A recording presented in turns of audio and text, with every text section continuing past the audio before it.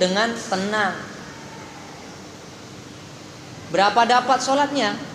Kalau dapatnya sholat 1 rakaat, ya sholat 1 rakaat, kekurangannya disempurnakan. Maknanya kita ketika pergi ke masjid tidak perlu melangkah cepat-cepat ataupun melangkahnya dibesar-besarkan, tidak. Ataupun naik Honda digebut-ngebutkan biar cepat sampai, bukan, hanya itu bukan. Kata Nabi, alaikumus sakinah, tetap tenang waktu pergi ke masjid, karena dia sedang mendapatkan pahala, sedang diampuni dosanya oleh Allah. Dalam riwayat yang lain, Nabi sampaikan terburu-buru itu dari setan. Ditipu kita, dibengak gitu dengan setan, terlambat di kau gang. Ajablah di kau gang, tak dapat takbiratul ihram, mugi di kau. Macam-macam lah. Kata Nabi, alaikum bisakinah, tetap kamu tenang walaupun dah dengo, dah komat. Alamak, dah komat dah. Walaupun dah komat, tetap tenang berjalan. Tapi bukan maksud tenang itu terus lembet-lembet pula, itu tidak. Itu melambat-lambatkan lagi. Akarang lah, tahiyat akhir baru aku mulai. Itu memang sengaja niat macam tu. Jadi tetap dalam keadaan tenang berjalan, tenang. Usah pula dikejo-kejo sampai kang tah kelanggo dengan orang. Kadang-kadang kawan berpas-pasan dengan orang yang dikenal pun kadang-kadang tak ditegur lagi dah, karena dah ini dah komat dah. Tak pula macam itu, sampai merusak tatanan kehidupan sosial kita. Dia tetap dalam keadaan tenang berjalan ke masjid. Terlambat, jumponya cuma tahiyat akhir, ya langsung ikut tahiyat akhir. Setelah takbiratul ihram langsung ikut tahiyat akhir. Kurangnya ya kita tambah. Kalau umpamanya kita sampai di masjid lah, dah selesai sembahyang, tetap kita dapat pahala berjamaah, sekalipun kita tidak sholat berjamaah. Ya apa dapatnya? Jadi ini yang disampaikan oleh Nabi. Jangan kita terburu-buru ketika pergi ke masjid. Alaikum bisakinah, tetap tenang. Walaupun sudah dikumandangkan iqamah. Di dalam riwayat yang lain lagi diterangkan bahwasanya ala adullukum ala ma yukaffirullahu bihil khotoya wa yazidu bihi fil hasanat. Qalu bala ya Rasulullah. Qala isbagul wudu' indal makarih wa kathratul khuta ilal masajid wa intizaru sholati ba'da sholat. Kata Nabi, mau dah aku tunjukkan kepada kalian sesuatu yang dengan sesuatu itu Allah akan hapuskan kesalahan dan akan tambah kebaikan. Kesalahannya dihapuskan, kemudian kebaikannya akan ditambah. Maka para sahabat bertanya, para sahabat menjawab, tentu ya Rasulullah, kami bersedia untuk mengetahui perkara itu. Maka Nabi pun bersabda, menyempurnakan wudu di saat yang tidak disukai. Menyempurnakan wudu di saat yang tidak disukai, mungkin dingin ataupun dah ngantuk matoniha, tapi tetap dia menyempurnakan wudunya. Ataupun dah komat dah nih, nak cepat kebil-kebil, tidak seperti itu. Tetap menyempurnakan wudunya, walaupun kondisi kita tidak menyenangkan kalau wudunya itu disempurnakan. Kita nak ngambil yang wajib aja lah, atau yang rukun aja lah. Tidak, kata Nabi, orang yang menyempurnakan wudunya walaupun dia dalam keadaan tidak senang. Kemudian yang kedua, memperbanyak langkah-langkah menuju ke masjid. Seharusnya 10 langkah sampai nih ke masjid, tapi dipendek-pendekkan. Inilah kelakunya sahabat, karena dia ingin memperbanyak langkah-langkahnya menuju ke masjid. Kadang ada sengaja, karena waktunya masih setengah jam lagi, ambo putar dia pergi jalur yang agak jauh.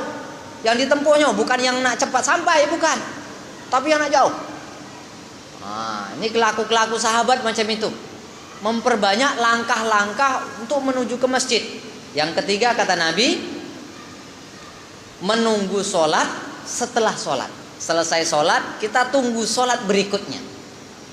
Ini adalah penghapus dosa dan menambah kebaikan.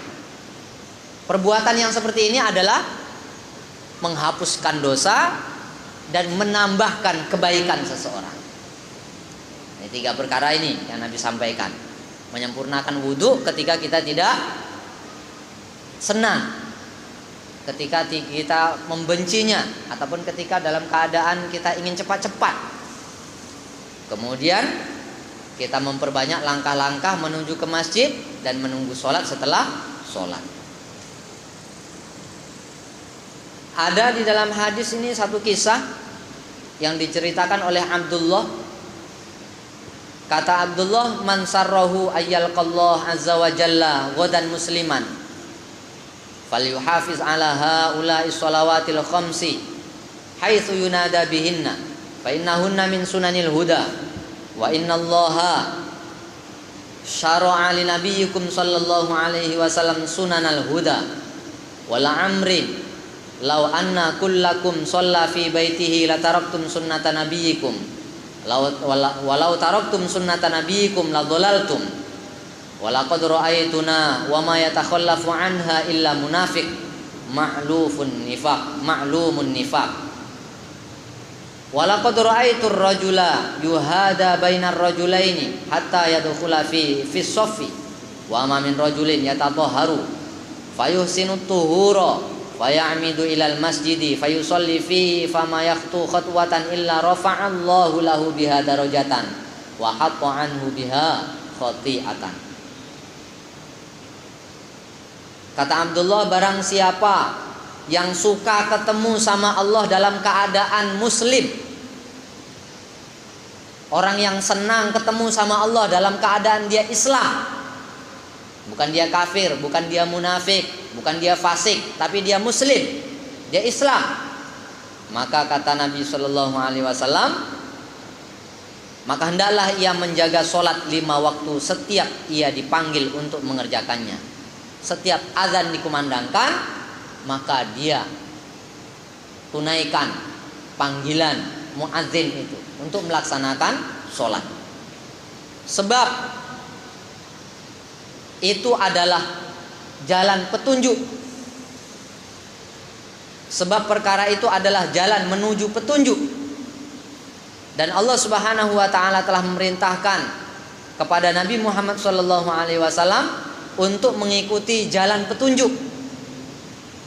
jalan hidayah. Kata Nabi sallallahu alaihi wasallam, demi hidupku, sekiranya kalian semua sholat di rumah kalian masing-masing, berarti kalian telah meninggalkan sunnah Nabi kalian. Jadi sunnah Nabi itu sholat berjamaah, di mana azan dikumandangkan. Ketika azan dikumandangkan, tunaikan panggilan azan itu. Ini sunnah Nabi Muhammad SAW, dan ini sunanul huda, sunnahnya para anbiya, sunnah yang menyebabkan manusia itu berada pada hidayahnya Allah Subhanahu wa taala. Kalau sekiranya kalian meninggalkan perkara itu dan kalian sholat di rumah-rumah kalian, maka tersesatlah kalian.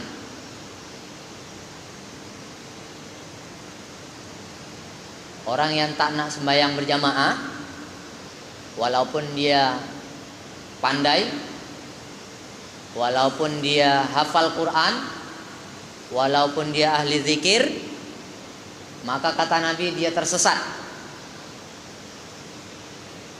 lari dari jalan yang sudah ditunjukkan oleh Nabi Muhammad sallallahu alaihi wasallam.